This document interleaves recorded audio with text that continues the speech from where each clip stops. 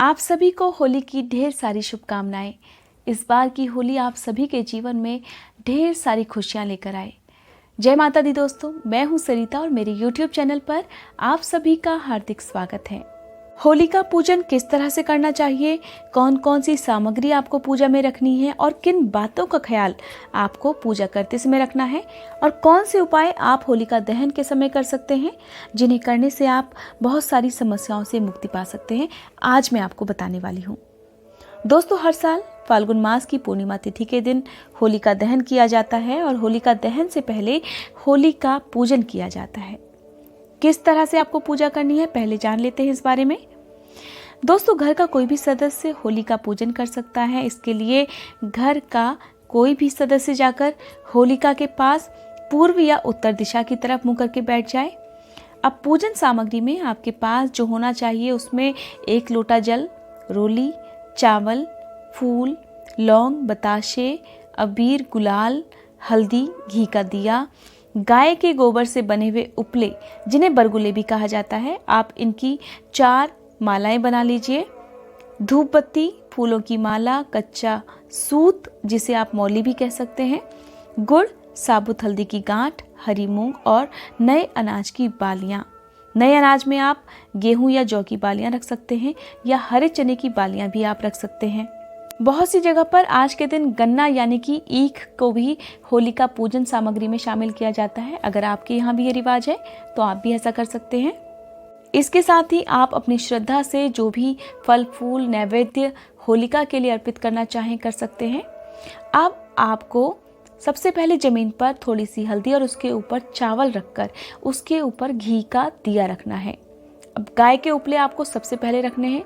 जो आपने मालाएं बनाई हुई हैं उन्हें आपको रखनी है। सबसे पहले आपको घी का दिया जलाना है, फिर लौंग का जोड़ा आप रख दीजिए। अबीर गुलाल होलिका पर आप जरूर चढ़ाइए। कच्चे सूत को आप 3, 5 या 7 बार होलिका के चारों ओर लपेटना है। होलिका दहन का मुहूर्त होने के बाद यानी कि होलिका में अग्नि प्रज्वलित करने के बाद आपके पास जो भी पूजन सामग्री है उसे आप एक एक करके होलिका पर जरूर चढ़ाएं। उसके साथ ही नए अनाज की जो बालियां आपके पास हैं आप उन्हें भी होलिका पर जरूर अर्पित करें। इसके साथ ही गोबर से बने हुए जो उपले आपके पास हैं उनकी माला आप होलिका पर अर्पित करें। एक माला आपको अपने पितरों के नाम से अर्पित करनी है। अपने पितरों का ध्यान कर लीजिए अर्पित करते समय। दूसरी माला आपको हनुमान जी के नाम की और तीसरी माला माँ शीतला के नाम की और चौथी माला आपको अपने घर परिवार के नाम से अर्पित करनी होती है। इसके बाद आपको लोटे से थोड़ा थोड़ा जल होलिका के चारों ओर छिड़कना है और ऐसा आपको जलती हुई होलिका के बाद में भी करना है। यानी कि आपको एक बार फिर से थोड़ा थोड़ा जल जलती हुई होलिका के चारों ओर भी छिड़कना है। यानी कि आपको परिक्रमा करते हुए जल अर्पित करना है। कम से कम 3, 5 या 7 बार आपको होलिका की परिक्रमा करनी है और हर बार होलिका मैया की जय कहते हुए आपको जयकारे भी लगाने हैं। साथ ही होलिका मैया से प्रार्थना करनी है कि होलिका मैया आप सभी को स्वस्थ और निरोगी रखें।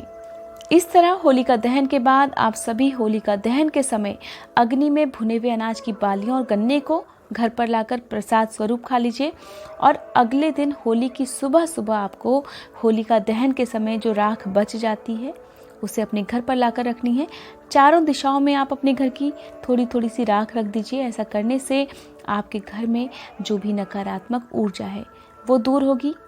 आपका घर हमेशा बुरी नज़रों से बचा रहेगा और आपके घर की खुशियों को भी कभी किसी की नज़र नहीं लगेगी। होलिका दहन के बाद आपके साथ साथ जो लोग भी होलिका दहन और पूजा करने के लिए आए हुए हैं उन सभी को अबीर और गुलाल का टीका लगाने के बाद होली की शुभकामनाएं जरूर दें। दोस्तों, अब जान लेते हैं कुछ खास उपायों के बारे में जिन्हें होलिका दहन के दिन करना चाहिए।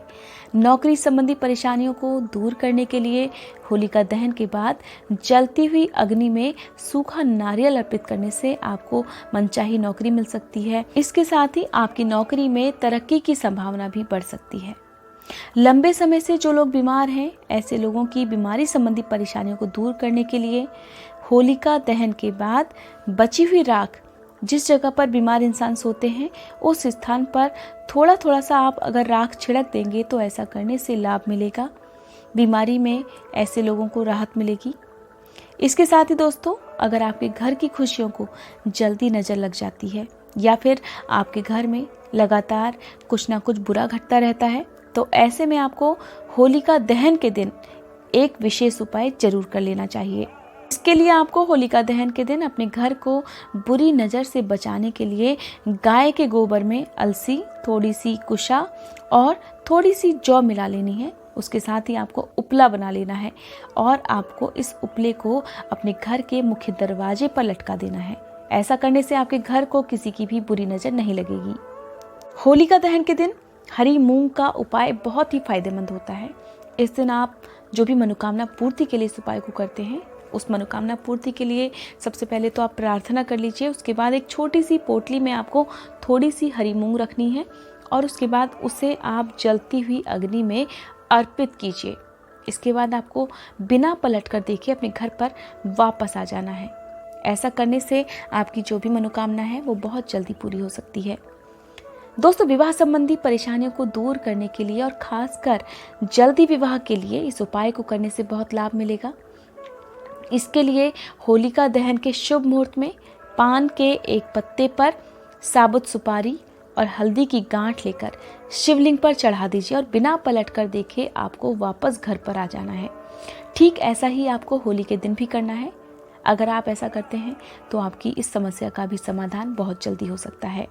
दोस्तों, यह थी बहुत ही खास जानकारी होलिका दहन से संबंधित। उम्मीद करती हूँ ये वीडियो आप सभी को बहुत पसंद आई होगी। अगर आपको ये वीडियो पसंद आई हो तो लाइक करने के बाद कमेंट बॉक्स में जय माता दी जरूर लिखें।